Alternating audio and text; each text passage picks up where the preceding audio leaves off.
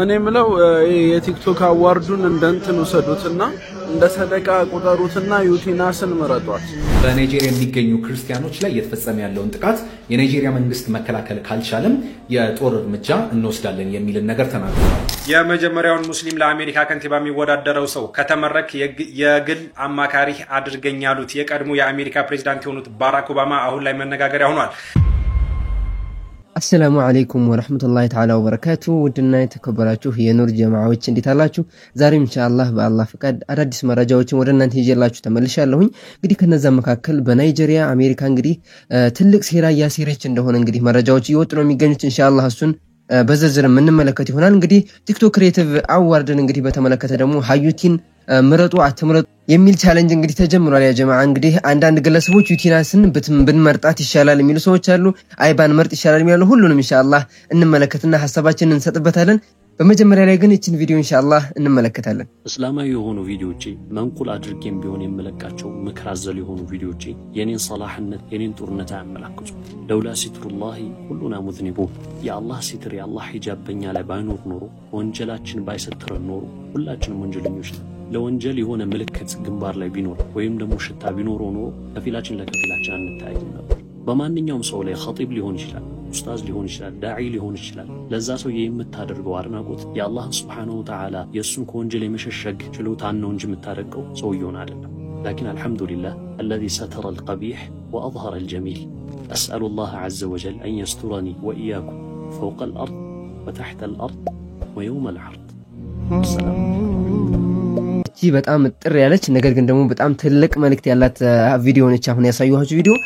አንድም ግን እኔን ራሴን ያየሁበትና እኔንም ልገልጽበት የፈለኩበት መንገር ነው እኔ እንደዚህ ስትመለከቱኝ በሚዲያ ላይ የተጋነነ ነገር ላለመቀበልና ደግሞ እንግዲህ ሰው ስንባል በውስጣችን ብዙ ነገሮችን አላህ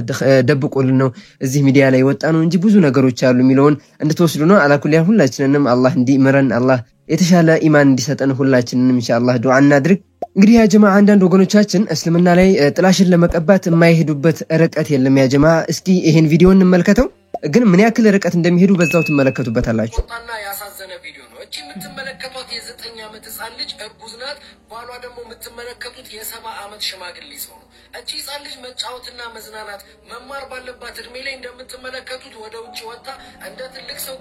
ካፊርና ሙናፊቅ ውሸት የክብራቸው መገለጫ ሆኗል ለመግቢያ ላይ ያያችሁት ክርስቲያኖ ወገናችን የሰራው ቪዲዮ ላይ ስላሉ ሰዎች ምንጭ ለማወቅ የተለያየ ኢንተርኔት ላይ ብንፈልግ እስካሁን አላገኘንም ይህ ወገናችን ግን ምንጩን እንደሚያቆኑ ነበር ሲያወራ የነበረው እድሜዋ 9 ዓመት ነው አርግዛለች የቆመው ሰው የባሏ ነው እድሜው 7 ዓመት ነው እያለ ሲዋሽ ነበር ወገናችን ምንጩን ከየት አገኘው ይሄንን ቪዲዮ የሰራው የክርስቲያኖ ወገናችን ምናልባትም ከእስልምና ሃይማኖት ጋር ይገናኝልኛል ብሎ አያዞ ሆን ብሎ የሰራ ስግብግብ ነው ለምንድነው የኢንተርኔት ስግብግቦች የምትሉት ክርስቲያኖ ወገኖቻችን ይሄን ብቻም ሳይሆን እኔ ዛሬ ጥያቄ ጠይቃለሁ በተፈጥሮ ለሚያምን ሰው ማለት ነው ኦኬ ክርስቲያኖ ወገኖቻችን ሰው ሰራሽ ሃይማኖት ይዘው እውነተኛ ለማስባል ይጨቃጨቁናል ኢየሱስ ፈጣሪ ነው ይላሉ ነገር ግን በተፈጥሮ ኢየሱስ ፈጣሪ አይደለም ልክ እንደዚህ ሁሉ ሴት ልጅ ከ18 ዓመት በታች ማግባት የለባትም የሚለው ሰው ሰራሽ ህግ ይዘው ነው እንደዚህ የሚጨቃጨቁት ጥያቄን ጠይቅ ለምሳሌ አገራችን ላይ ወንድያ ሰለሞን በ13 ዓመቷ ወልጃለች እግዚአብሔር ለምን እንደዛ አደረገ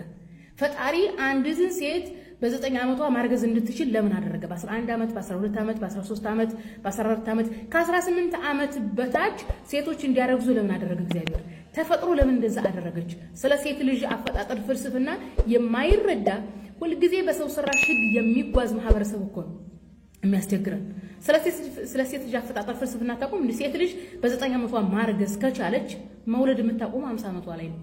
ኦኬ ሴት ልጅ ማርገዝ የምትጀምርበት እድሜ ክልልና ወንድ ልጅ ዘር መስጠት የሚጀምርበት የእድሜ ክልል በጣም ይለያያል ወንድ ልጅ በህይወት 100 ዓመት ቢኖር 100 ዓመት እስከሚያልቅ ድረስ ዘር መስጠት ይችላል ሴት ልጅ ግን 50 ዓመቷ ላይ ትጨርሳለች ስለ ተፈጥሮ አትረዱም ወይ በቃ ሃይማኖታቸው ሰው ሰራሽ አስተሳሰባቸው ሰው ሰራሽ ሰው የሰጣቸውን ህግ ይዘው ነው የሚያስቡት እኛ ግን ተፈጥሮን ይዘን እንሞግታችኋለን ምክንያቱም እኛ ሃይማኖታችን የተፈጥሮ ነው ምናስበው በተፈጥሮ ነው እናንተ ለዚህ ሰው ሰራሽ አስተሳሰባችሁና ሰው ሰራሽ ሃይማኖታችሁ የበላይ ለማድረግ እንደዚህ አይነት ስግብግበኝና ውሸታችሁን እስከምታቆሙ ስለ ሴት ልጅ አፈጣጠር ፍልስፍና ስለ ተፈጥሮ ፍልስፍና አእምሮ ላላቸው ሰዎች ህሊና ላላቸው ሰዎች እናስተምራለን በመሆኑም እግዚአብሔር ተሳስቷል ወይ ሰዎች አይ ከሴት ከ18 ዓመት በታች ማግባትና መውለድ የለባትም ካለ ሰው እግዚአብሔር ለምንድነው ሴት ልጅ ከ18 ዓመት በታች እንድትወልድና የወር አበባ እንድታደርግ ያደረገው በመሆኑም እግዚአብሔር ተሳስቷል? ያ ጀማ ባገኙት አጋጣሚ ሶሻል ሚዲያን ተጠቅመው እስልምና ላይ ጥላሽን ለመቀባት የማይቆፍሩት የማይፈነቅሉ ድንጋይ የለም ያ ጀማ። ነገር ግን ደሞኛ መልስ እንሰጣቸዋለን። እንግዲህ ሶሻል ሚዲያ ላይ እስካለን ድረስ እንደዚህ አይነት ግለሰቦች ሆን ብለው እስልምና ላይ መጥፎ ገጽታዎችን ለመገንባት የሚሰሩ ግለሰቦች ኢንሻአላህ እንደዚሁ በማስረጃ እናጋልጣቸዋለን። እስኪ መነጋገሪያ የሆነ አንድ ቪዲዮ አለ፣ እሱን ቪዲዮ እንመልከት። እኔ ምለው የቲክቶክ አዋርዱን እንደንትን ወሰዱትና እንደ ሰደቃ ቁጠሩትና ዩቲናስን መረጧት። ምናልባት ከዚህ ከመጥፎ ስራዋ ልትታቀብበት ትችላለች። አንዴ ነብያችን ሰለላሁ ዐለይሂ ወሰለም በነገሩን ሐዲስ አንድ ሰው ምን ይላል? ዛሬ ሰደቃን ሰጣለው ብሎ ይወስናል። ከዛ ሰው በሌለበት በሌሊት ተደብቆ ሰደቃውን ለማን ይሰጣል? ሲሰጥ አንድ ዝሙተኛ የሆነች ሴት ተወስዷለች። ከዛ ቀን ወሬ መወራት ጀመረ። ዝሙተኛ ሴት ማታ ሰደቃ ተሰጣት ምናምን ተብሎ ሲወራ ይሄ ሰደቃ የሰጠው ሰውዬ ምን አለ? ያ አልሐምዱሊላህ አልዛኒያ ለዝሙተኛ ሴት ሰደቃ ልስጥ አለ። ከዛ በቃ ነገ ሌሊት ለሌላ ሰው ሰደቃ ሰጣለሁ አለ። በሌሊቱም በቀጣዩ ቀን ለማን ይሰጣል? ለሀብታም ይሰጣል። በድብቅ ነው የሚሰጠው፣ በሌሊት ነው። ከዛ ጠዋት ሲነጋ ሰዎች ምን አሉ? ዛሬ ለሀብታም ሰደቃ ተሰጠው ተብሎ ሲወራ ሰውየው አልሐምዱሊላህ ለሀብታም አለ። በቃ ነገ ለሌላ ሰው ሰደቃ ሰጣለሁ አለ። ከዛ በነጋታው ሂዶ በሌሊት ሰደቃ ሲሰጥ አንድ ለሌባ ሰው ተሰጠው ሰደቃው። ከዛ አልሐምዱሊላህ አለዛኒያ መጀመሪያ ለዝሙተኛ፣ ከዛ ለሀብታም፣ ከዛ ለሌባ ብሎ በጣም በቃ እንትን አለው። ሲሰማው በህልሙ ምን ያያል? ሰደቃ ተቀባይነት አግኝቷል። ዝሙተኛ ሴት በአንተ ሰደቃ የተነሳ ከዝሙቷ ልትታቀብ ትችላለች። ሀብታሙ ደግሞ ለካ የሚሰጥ ሰው አለ ብሎ አስተውሎ እሱም መስጠት ይጀምራል። ሌባው ደግሞ እንደዚህ ከሌብነቱ ሊቆጠብ ይችላልና ተባለ። ስለዚህ እኛም የፊናስን መርጠናት ብታሸንፍ ከዚህ ከቲክቶክ ጭፈራዋ ዳንሷ ተብቃቅታ ልታቆም ትችላለች። በመኪናውንም ሽጣ ሌላ ስራ ልትጀምር ስለምትችል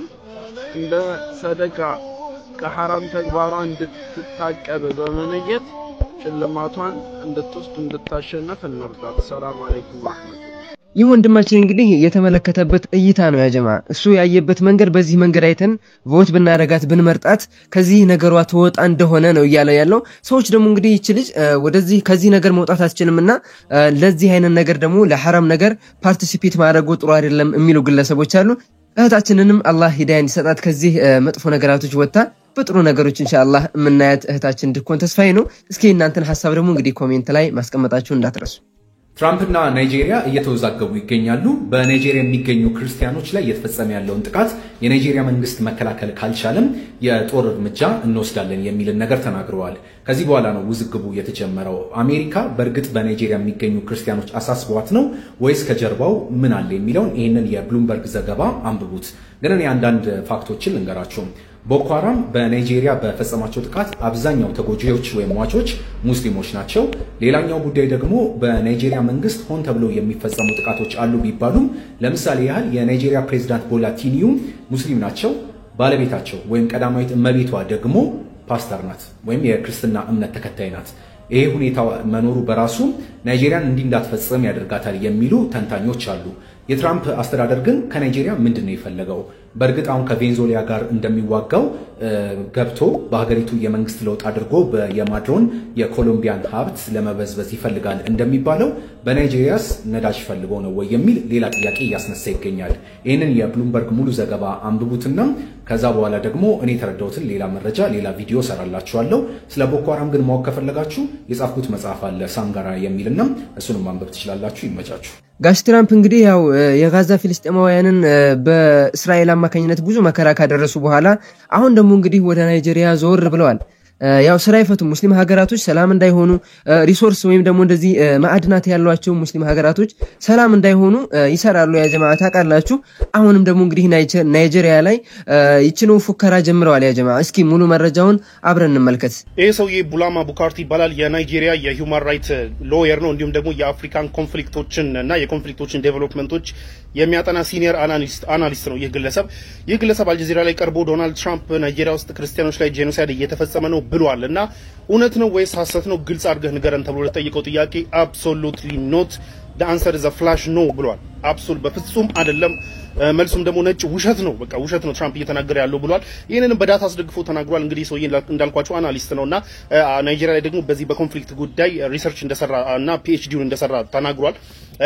ያንን ፒኤችዲ ሲሰራ የነበረውን ዳታ አስቀምጧልና አኮርዲንግ ቱ ዳታዎች እንደሚሉት ከሆነ ይህ ቦኮ ሃራም የሚባለው ቡድን አኪዩዝ የሚደረገው ይሄንን ወንጀል ምናምን ሰራ ተብሎ አኪዩዝ የሚደረገው ቡድን አክቹአሊ ግን ጥቃት ሲፈጽም ግን 83 ቤተክርስቲያኖች ላይ ጥቃት ፈጽሟል እስካሁን ድረስ እንደገና ደግሞ 72 መስጊዶች ላይም ደግሞ at the same time ጥቃት ፈጽሟል ሶ መስጊዶችም ላይ at the same time ጥቃት የሚፈጽም ግሩፕ ነው ከዛ ውስጥ ግን በእነዚህ 83 እምነት ቦታዎች ላይ የክርስቲያኒቲ እምነት ቦታዎች ላይ 1000 something ሰዎችን ሲገድል በ72 መስጊዶች ላይ ግን 2000 something ሰዎችን የገደለና እንዲሁም ሞር ሙስሊሞችን የገደለ ነው ይህ ቡድን ከዛ ውጪ ማርኬት ፕሌሶች ላይ ምናምን በሚያፈነዳቸው ፍንዳታዎች ያው ማንንም ያገኘውን ነው ኢንዲስክሪሚኔት ስለሆነ ማለት ነው ሶ ፋክቱ ይሄ ሆኖ ሳለ ዶናልድ ትራምፕ ክርስቲያኒቲ ብለው መምጣታቸው አደገኛ ሬቶሪክ ነው ናይጄሪያንን ለመከፋፈልና ናይጄሪያን ወደ እርስ በርስ ግጭት የሚነዳ አደገኛ ንግግር ነው የሚከፋፈል አደገኛ ንግግር ነው ብሎ ተናግሯል ከዛ ውጪ ሌሎች ብዙ ነገሮችንም ተናግሯል ለምሳሌ አሜሪካ ይሄንን ቡድን ለማጥፋት የምትፈልግ ከሆነ ከናይጄሪያ መንግስት ጋር በሚሊተሪ መርዳት ትችላለች እንጂ ከዛ ውጪ አሜሪካ has a nasty story የናስቲ ሂስትሪ ነው ያለው አሜሪካ ናስቲ ሂስትሪ ነው ያላት በእንደዚህ አይነት ጉዳይ ላይ አስቀያሚ ሂስትሪ ነው ያላት ኢራቅን ማየት ይቻላል ብሏል ሶ ልክ እንደ ኢራቅ ናይጄሪያ ውስጥ ተገባለች ብለን ታደርጋለች የሚል ያን ሂስትሪ ትደግማለች የሚል ሐሳብ የለንም ግን የትራምፕ ንግግር አደገኛ ንግግር ነው ብሎ በዳታውንም ፋክቱንም አስቀምጧል ሶ አኮርዲንግ ቱ ዳታ ሬጂስተር እንደተደረገው ዳታ ከሆነ እንደውም የበለጠ ሙስሊሞችን የገደለ ቡድን ነው ይሄ ቡድን ክርስቲያኖችም ላይ ጥቃት አድርሷል ሶ መባል ካለበት ሁሉም ላይ ጥቃት እያደረሰ ነው እንጂ ነጥሎ ማምጣቱ ግን ናይጄሪያንን ለመከፋፈልና ሌላ ከጀርባ ደግሞ ሌላ የኢንቬዥን የሪሶርስ ስርቆት ምናምን አላማ ያለው ጉዳይ ነው ናው ፋክቱ ያንን ነው የሚለው ዳታው ይሄንን እያለ ዳታውን እንመን ወይስ ዝም ብሎ የሚዘባረቁትን ሰውዬ እንመን ነው ለማንኛውም ዳታው ትራምፕ እንዳሉት አለመሆኑ ደግሞ የሚከፋቸው ሰዎች ምናምን እንዳሉ ይገባናል ፊሊንጋቸው የሚነካበት facts don't care about your feelings ያ ጀማ ስለ ናይጄሪያ ማታቆ ከሆነ ናይጄሪያ ውስጥ በጣም ብዙ ማዕድናቶች አሉ አፍሪካ ውስጥ ባይዘይ በጣም ብዙ ማዕድናቶች ናቸው ያሉት ተወተው ራሱ የሚያልቁ አይመስሉም አንዳንዴ በጣም ወላሂ አላህ የሰጠን ማዕድናት በጣም ይገርማል ከዓለም ከሌላው ሀገር በተለየ ሁኔታ ማለት ነው ሌሎች ሀገራቶች ሀብታም ስለሆኑ አፍሪካ ውስጥ ማዕድን የለም የሚመስላችሁ ሰዎች አሉ ግን ደሞኛ ቅንጭላታችንን ተጠቅመን አውተን መጠቀም ስላልቻልን ነው እንጂ ሀገራቶች ሀብታም ከሆኑ ሀገራቶች በላይ አፍሪካ አህጉር አይቃ በማዕድናት አላህ አልበደለንም አሟልቶ ነው የሰጠን በመልካም ምድሩም ከርሰ ምድሩም ሙሉ አሟልቶ ነው የሰጠን ያ ጀማዓ ይሄንም እንግዲህ የተመለከተው ጋሽ ትራምፕ አሁን ደግሞ ናይጄሪያ በተፈጥሮ ሀብቷ የበለጸገችው ናይጄሪያ እንግዲህ የጋዝ ፍላጎታቸውን ለመተካት ትልቅ እርምጃ እየወሰዱ ነው ያሉት እንግዲህ ወደ ናይጄሪያም ጦራቸውን ለማሰማራት ፍላጎት እንዳላቸው በተለያዩ ሚዲያዎች እየተናገሩ ነው የሚገኙት እኛም እንግዲህ ይሄ ነገር እንዳይሳካ እየተቃወምን እንገኛለን የእናንተን ሐሳብ ኮሜንት ላይ ያስቀምጡ የመጀመሪያውን ሙስሊም ለአሜሪካ ከንቲባ የሚወዳደረው ሰው ከተመረክ የግል አማካሪ አድርገኝ ያሉት የቀድሞ የአሜሪካ ፕሬዝዳንት የሆኑት ባራክ ኦባማ አሁን ላይ መነጋገሪያ ሆኗል እንግዲህ ባራክ ኦባማ ለዞራ መምዳዊ በመደወል ማለት ነው አንተ የምርጫ ቅስቀሳህ በአሪፍ እየሄደ ነው አንተ በኒውዮርክ ከተማ ከተመረክ እኔን የግል አማካሪ አድርገኝ ሲሉ ነበር እንግዲህ የተናገሩት ባራክ ኦባማ ይህንንም ያሉበት ለሱ ሙሉ ለሙሉ ድጋፋቸውንም ለማሳየት ነው ተብሏል አሁን ላይ በጉጉት እየተጠበቀ የሚገኘው የኒውዮርክ ከንቲባነት ምናልባትም ዞራ መምዳዊ የመጀመሪያው በአሜሪካ ታሪክ ሙስሊም ከንቲባ ሊሆንም ይችላል ተብሎ እየተጠበቀ ይገኛል አሁን ላይ በብዙ ሰዎች ድጋፍ ያገኘ ሰው ሆኗል እንግዲህ የምርጫ ቀናቶቹ እንዳልኳችሁ በቀናት ልዩነት ነው ያለው የሚሆነውን አብረን የምናይ ይሆናል ለተመሳሳይ መረጃ ግን የፕላስ ምልክቷን መጫናችሁን አትርሱ ያ ጀማዓት ኑር የዛሬዎቹ ቪዲዮዎች እነዚህን ይመስሉ ነበር እንግዲህ እንደተሰናናችሁባቸው እንደዚሁም ደግሞ መረጃዎችን ወቀቶችን እንዳገኛችሁ ተስፋ አድርጋለሁ ኢንሻአላህ